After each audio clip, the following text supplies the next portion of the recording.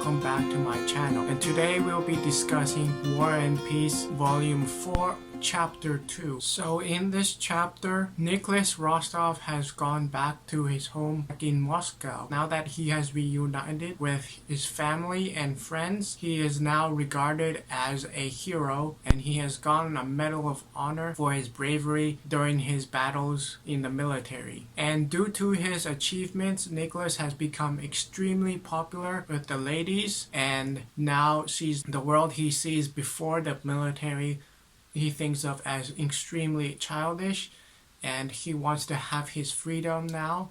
And since he becomes so popular, all the ladies come to him, and he attends many balls and gets invited to many parties. And since coming home, Nicholas Rostov hasn't managed to meet with Sonia all that much.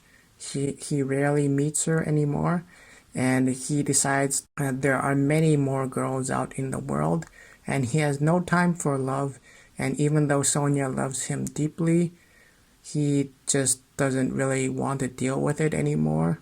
He thinks he's now at the peak of his life, and he'll find someone else sooner or later. And so he just brushes Sonia off. During parties, Nicholas Rostov talks the most about Emperor Alexander. Nicholas Rostov regards Emperor Alexander as the angel incarnate, and thinks of him as literally an angel from heaven. Nicholas Rostov thinks of Emperor Alexander as something of a worship, or more akin to love. It's like, I think it goes beyond more than devotion to his emperor, and more like love. And even though it's kind of weird, but it's just what Nicholas has his thoughts on. And but he can't really express that he actually really loves the emperor, so he usually doesn't talk to other people about it. Okay, so back in Moscow, Nicholas Rostov is getting ready for a party for Prince Bagration. Since Prince Bagration has a lot of achievements during the Battle of Austerlitz, even though the battle was lost, he was the one that did the most damage and had the most honor.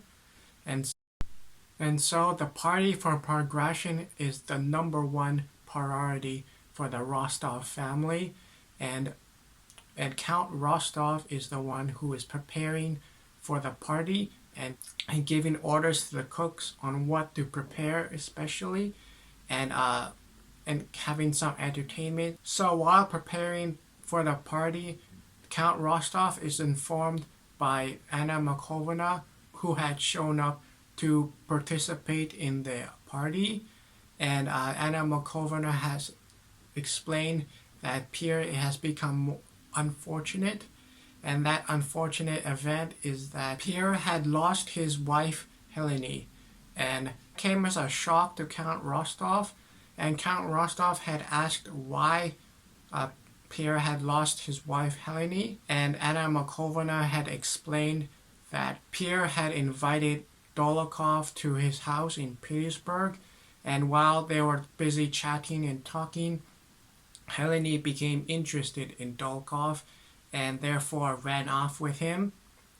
And now Pierre is extremely sad and depressed, and so he shows up to the party. Count Rostov was shocked about this news, and so he tries to somehow cheer up Pierre, or he asks the guests to somehow cheer Pierre up. So during the party, when Bagration shows up and all the guests have shown up, everybody is talking and having fun, and everybody talked about how the Battle of Austerlitz had been lost, and what led up to the events of that loss.